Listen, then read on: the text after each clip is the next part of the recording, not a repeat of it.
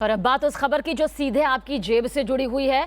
दरअसल कोरोना काल में ब्याज पर ब्याज वसूलने के मामले में आज सुप्रीम कोर्ट में अहम फैसला आना है। इसमें सुप्रीम कोर्ट को यह फैसला सुनाना है कि कोरोना संकट में जिन लोगों ने बैंकों की किश्त 6 महीने तक टालने की सुविधा ली थी, उनसे वसूले गए ब्याज पर ब्याज का आखिर क्या किया जाए।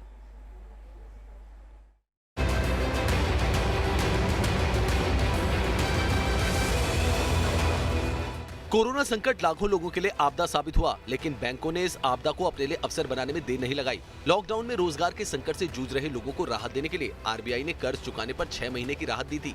यानी जो लोग ईएमआई नहीं दे सकते थे, वो अपनी किश्तों को 6 महीने तक टाल सकते थे।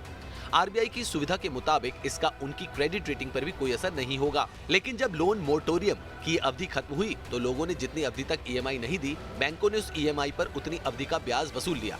यानी बकाया रकम के ब्याज पर भी ब्याज लेना शुरू कर दिया, जिसकी सुनवाई पर आज सुप्रीम कोर्ट में फैसला होना है। इस अवधि का ब्याज वसूलने के पीछे बैंकों ने दलील दी कि अगर उन्होंने ब्याज पर ब्याज नहीं वसूला तो उनकी आर्थिक स्थिति बिगड़ जाएगी। सबसे पहले 27 मार्च 2020 को लोन मोरेटोरियम लागू किया गया था, जिसके तहत 1 मार्च 2020 से लेकर 31 मई 2020 तक ईएमआई को आगे बढ़ाने की राहत दी गई।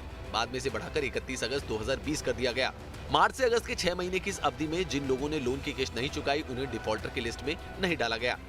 हालांकि केंद्र सरकार ने सुप्रीम कोर्ट में हलफनामा पहले ही दे दिया है कि लोन मोरेटोरियम के तहत 2 करोड़ रुपए तक के लोन की ईएमआई पर ब्याज का बोझ केंद्र सरकार उठाएगी। इससे सरकारी खजाने से करीब 7,000 करोड़ रुपए खर्च होंगे।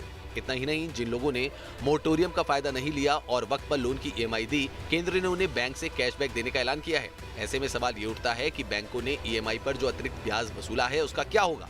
उसे बैंक अपने कर्जदारों को वापस लौटाएंगे या ब्याज की उस रकम को बाकी कर्ज में एडजस्ट करेंगे?